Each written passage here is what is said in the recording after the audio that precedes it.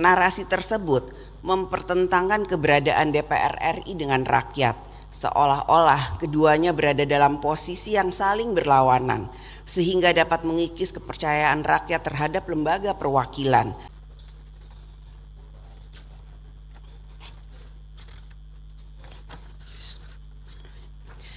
Assalamualaikum warahmatullahi wabarakatuh. Salam sejahtera bagi kita semua. Om Swastiastu, Namo Buddhaya, salam kebajikan. Yang kami hormati para Wakil Ketua DPR RI, para anggota DPR RI, hadirin yang berbahagia.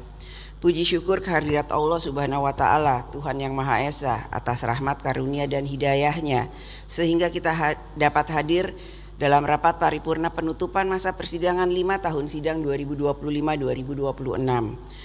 Dalam 2 bulan terakhir kita menghadapi berbagai perkembangan global dan nasional yang menjadi perhatian rakyat. Ketidakpastian ekonomi global menguji ketahanan fiskal dan moneter Indonesia. Di dalam negeri, masyarakat mencermati berbagai persoalan, mulai dari kualitas pelayanan publik, penegakan hukum yang memenuhi rasa keadilan, tata kelola pemerintahan yang bersih dan akuntabel, hingga perlindungan terhadap kelompok rentan. Di ruang digital, arus informasi yang bergerak telah meningkatkan disinformasi, memperuncing polarisasi, dan telah mengaburkan batas antara kritik yang membangun dengan provokasi yang memecah belah. Fenomena ini juga ditandai dengan beredarnya berbagai berita hoaks dan informasi yang dimanipulasi, termasuk konten yang diduga sengaja diproduksi atau disebarluaskan untuk mendiskreditkan DPR RI. Beberapa kasus hoaks tentang DPR RI antara lain: hoaks berupa kutipan palsu yang mengatasnamakan pimpinan atau anggota DPR RI, hoaks tentang DPR RI yang menolak pembahasan atau pengesahan RUU perampasan aset, hoaks menggunakan video lama atau old footage yang diberi narasi baru yang tidak sesuai konteks, dan lain sebagainya. Narasi tersebut mempertentangkan keberadaan DPR RI dengan rakyat, seolah-olah keduanya berada dalam posisi yang saling berlawanan, sehingga dapat mengikis kepercayaan rakyat terhadap lembaga perwakilan, melemahkan legitimasi institusi demokrasi, dan menghambat terciptanya ruang dialog publik yang rasional dan membangun. Kondisi ini tidak hanya menegaskan pentingnya kemampuan literasi media sosial bagi rakyat dan strategi komunikasi negara yang tepat, akan tetapi juga menuntut kehadiran negara untuk bekerja lebih efektif sehingga dapat membangun kepercayaan publik. Kepercayaan itulah yang menjadi modal sosial bagi stabilitas politik, pertumbuhan ekonomi, dan keberhasilan demokrasi. Dalam situasi seperti inilah bangsa Indonesia harus kembali kepada fondasi kebangsaannya, bersatu dalam membangun Indonesia dan memastikan bahwa kemajuan bangsa dapat dirasakan oleh seluruh rakyat, bukan hanya oleh sebagian kecil kelompok. Oleh karena itu, DPR RI memandang bahwa menjaga persatuan nasional bukan berarti meniadakan kritik, melainkan memastikan bahwa setiap kritik bermuara pada perbaikan kehidupan berbangsa. Negara harus hadir memberikan kepastian hukum, menjamin keadilan bagi seluruh warga negara, memperkuat tata kelola pemerintahan yang bersih dan akuntabel, serta memastikan bahwa setiap kebijakan berpihak pada kesejahteraan rakyat.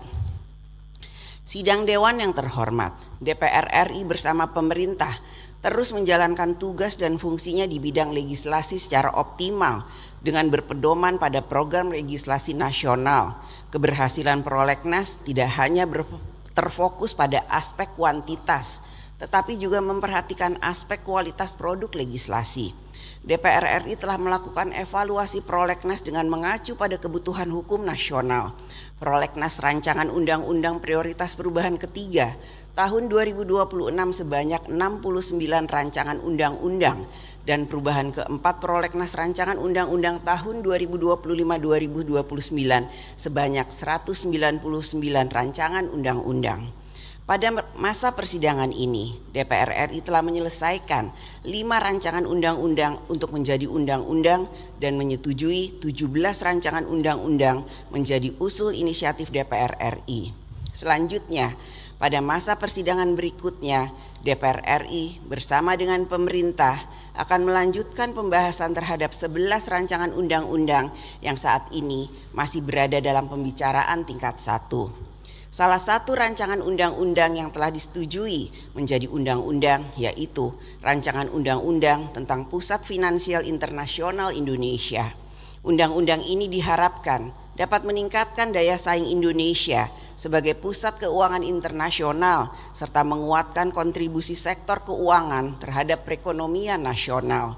Sidang Dewan yang terhormat, DPR RI bersama pemerintah telah menyepakati kerangka ekonomi makro dan pokok-pokok kebijakan fiskal KEM PPKF tahun 2027.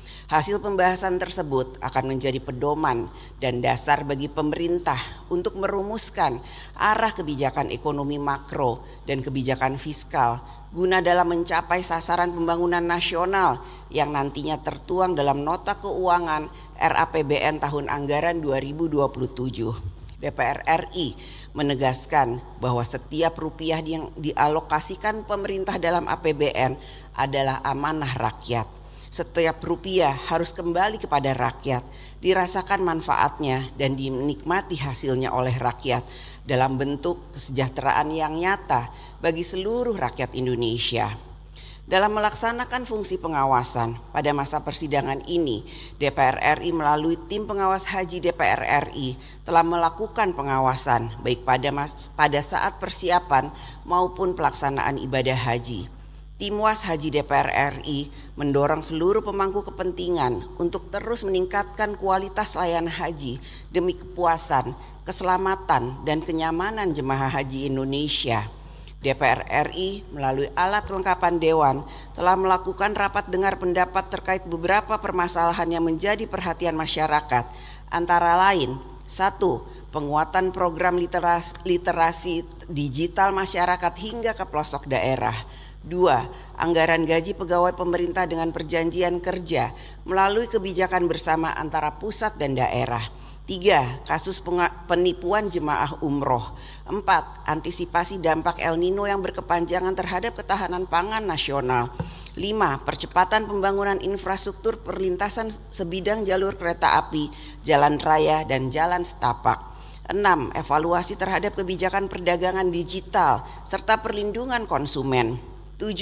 Evaluasi terhadap regulasi standar nasional Indonesia atau SNI untuk meningkatkan daya saing produk nasional. 8. Perlindungan terhadap perempuan dan anak yang menjadi korban kekerasan. 9. Evaluasi sistem kerja peserta program magang dokter di fasilitas kesehatan. 10. Evaluasi pelaksanaan sistem penerimaan mahasiswa baru atau SPMB. 11. Kesiapan pemerintah dalam membangun Pusat Finansial Internasional Indonesia PFII yang menarik investasi asing. 12. Reformasi tata kelola migas dan ketenaga listrikan secara menyeluruh untuk memenuhi kebutuhan masyarakat. 13. Pencegahan peredaran narkotika, psikotropika, dan obat-obat terlarang dari dalam lembaga permasyarakatan. Dalam rangka penanganan bencana Sumatera, Satuan Tugas Pemulihan Pasca Bencana DPR RI telah melaksanakan rapat koordinasi dengan pemerintah untuk membahas percepatan tahap rehabilitasi dan rekonstruksi. Pada masa sidang ini, DPR RI telah melakukan pembahasan terkait pemberian pertimbangan terhadap 1. Calon anggota Komisi Informasi Pusat KIP periode 2026-2030. 2. Calon anggota Komisi Penyiaran Indonesia KPI Pusat periode 2026-2029. 3. Calon anggota Badan Supervisi Otoritas Jasa Keuangan BSOJK. 4. Calon anggota pergantian antar waktu Ombudsman RI masa jabatan 2026-2031. 5. Calon Duta Besar Negara Sahabat untuk Republik Indonesia. 6. Pewarganegaraan 2 atlet sepak bola.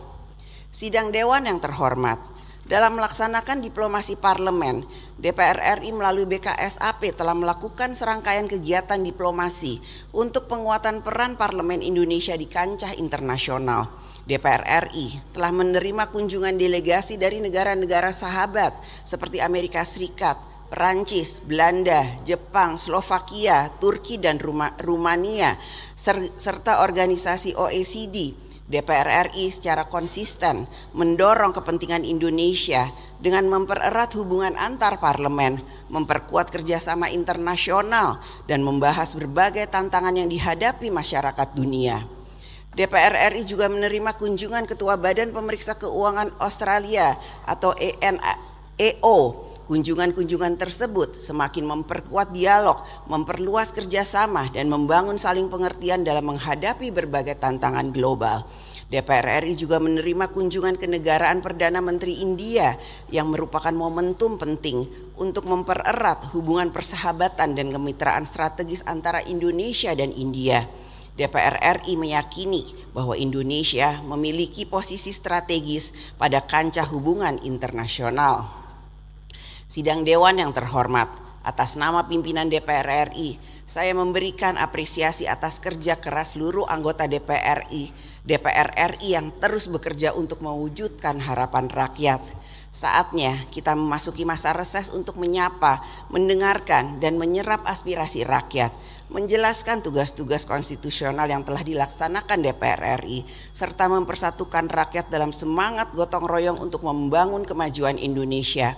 Saya mengumumkan kepada seluruh rakyat Indonesia bahwa mulai tanggal 22 Juli sampai dengan tanggal 13 Agustus 2026, DPR RI memasuki masa reses masa persidangan 5 tahun sidang 2025-2026.